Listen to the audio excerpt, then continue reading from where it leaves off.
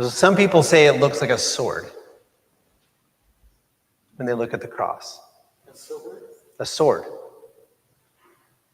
Like the swords that the soldiers, described as police in this translation, brought into the garden to take Jesus away, threatening him with violence. Like the sword that Peter had with him that he used in violence against one of the servants, cutting off his ear. Sword is a weapon, it's an instrument of violence. And we don't have swords, we don't use swords. Of course, our equivalent might be guns.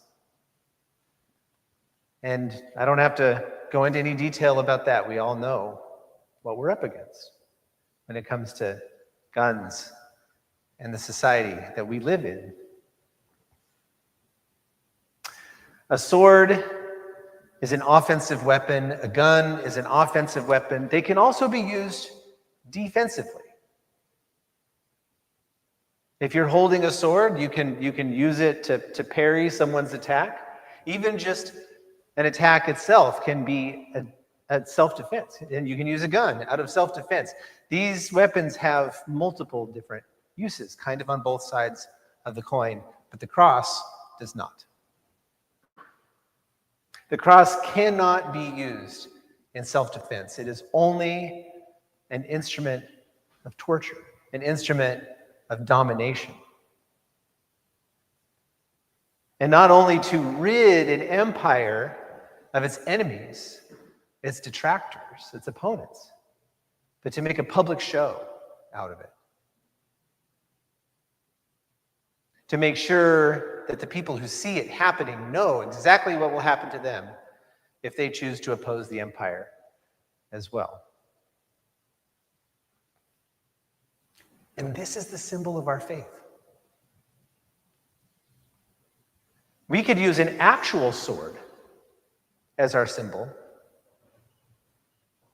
And we could argue that it has multiple uses. It could be used offensively or defensively. We could have a firearm as our symbol. And we could make a case for that. But a cross is only offensive, and I mean that in every sense of the word. It is an offense. And you know, it wasn't actually the symbol of Christianity for the first few generations. More often, you would see the fish, the ichthys.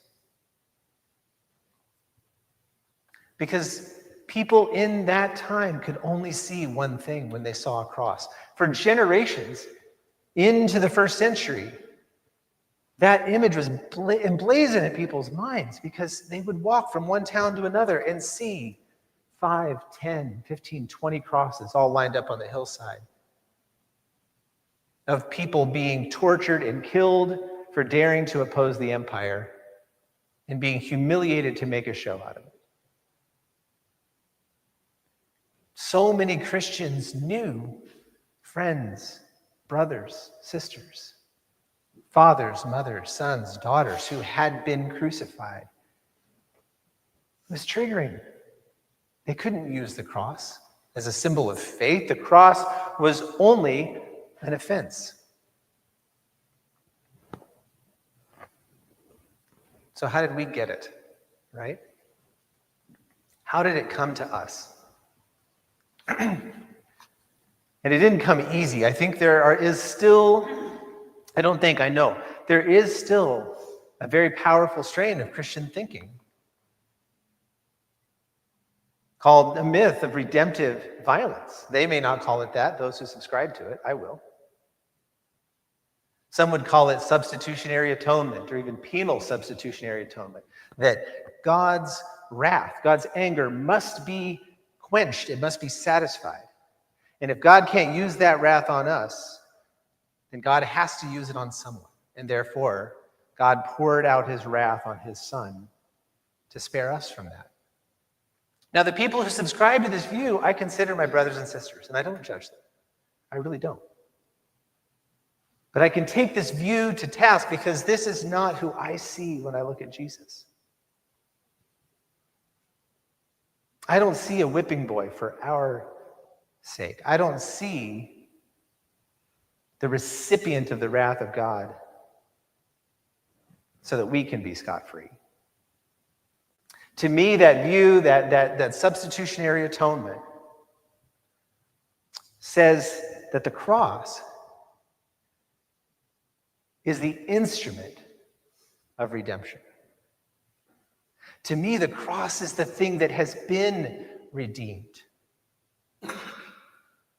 That the uttermost, the ultimate symbol of hatred, the ultimate symbol of offense and of domination and of torture has been redeemed for us. The fact that we can wear it around our neck, the fact that we can put it all around our churches and other places too, doesn't mean this is our weapon. This is not our sword. This is not our gun. This is the thing that was used on us. And we have chosen not to be defeated by it. So we hold it up. We process with it to begin our services. We process with it to end our services. As an act of defiance, saying that you can torture us, you can try to dominate us. But Jesus has proven to us that we won't be defeated.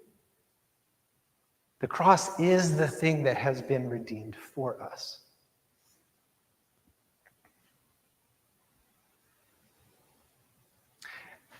And when we consider a symbol that is so inherently unredeemable,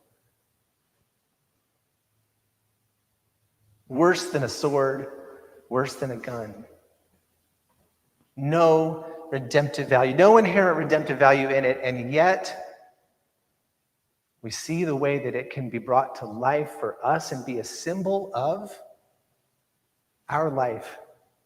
If something like a cross can be redeemed, how dare we say that there's anything else that can't? Anything in our lives that can't be redeemed.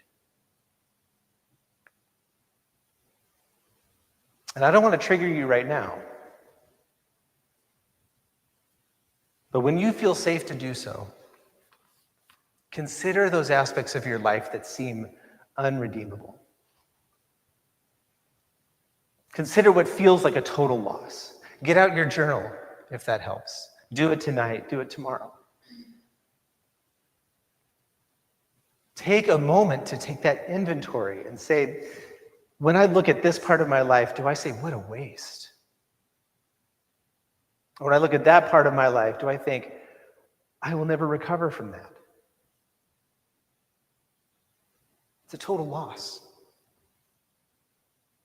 But there's nothing in our lives, there's nothing about our lives that could be as much of a total loss as the cross. And if that could not only be redeemed, but become the central symbol of our faith, and more importantly, of God's love for us, then nothing is off the table. And maybe some of you saw on Facebook today, I made a little statement of my own, trying to answer the question, why did Jesus have to die? And for myself, I answered it saying, Jesus didn't die because he had to.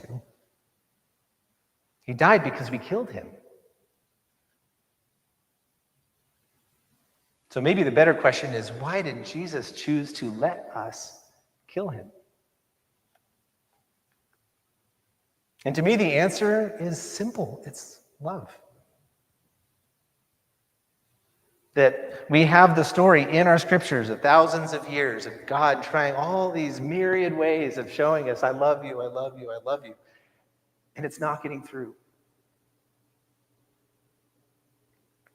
And Jesus didn't have to die, because if he had to die, he wouldn't have chosen to. If free will is such a big deal to us, we understand love as a function of free will. Well, how much more so for the Son of God? His love is a function of his free will and his choice to die or not die, but he chose to die. He chose to let us kill him because he knew that God had tried everything to get his message of love across to us. Maybe this will finally get through. So I want us to ask ourselves tonight, I want us to ask ourselves this Holy Weekend, are we letting the message of God's love get through?